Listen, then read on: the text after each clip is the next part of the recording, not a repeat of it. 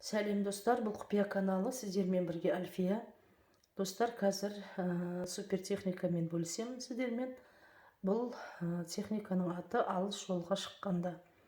Алыс жолға шығар алдында бұл техниканы жасасаңыз, жолыңыз болып, аман есен оралуыңызға септігін тигізеді.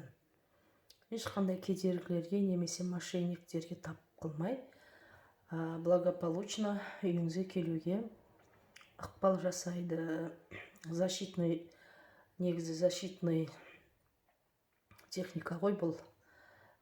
Сонымен достар, қазір барлығын түсіндіріп өтемін. Алыс жолға шығар алдында бұл техниканы өзіңізге немесе жақындарыңызға, ініңізге, күйеуіңізге, балаңызға, қызыңызға жасауға болады.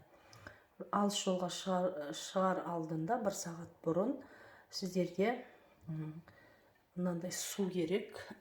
Кесеге су құйып аласыз. Кесенің оң жағына бір любой свеча жарайды. Менде мына свечаны қойдым. Сіздер бірақ новый свеча болу керек. Мен тек үлгі үшін сізге көрсетіп жатырмын. Любой бір свеча керек. Свеча таба алмасаңыз, даже тортқа арналған свеча болады, парафиновый свечалар болады, восковая. Ешқандай разница жоқ. Әйтеуір любой бір свеча керек. Кесеге су құйып аласыз.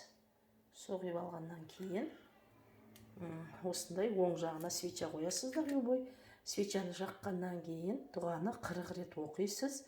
Дұғада атыңыз деген жерге атыңызды айтасыңыз.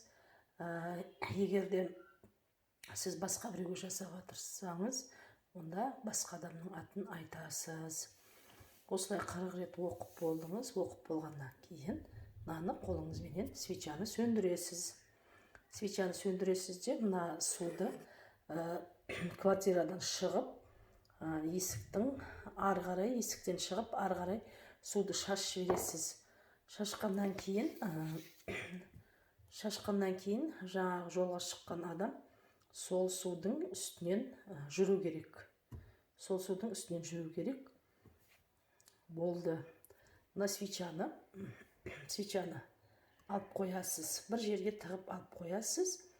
Аман есен барған жеріңізден келген соң, жол жүріп келген соң, осы свечаны қайттан қойып, осылай полностью жағып тастайсыз да, қалдығын любой бір жерге лақтырып тастайсыз. Любой мусорға ма, ағаштың түбіне ма, любой бір жерге лақтырып тастайсыз.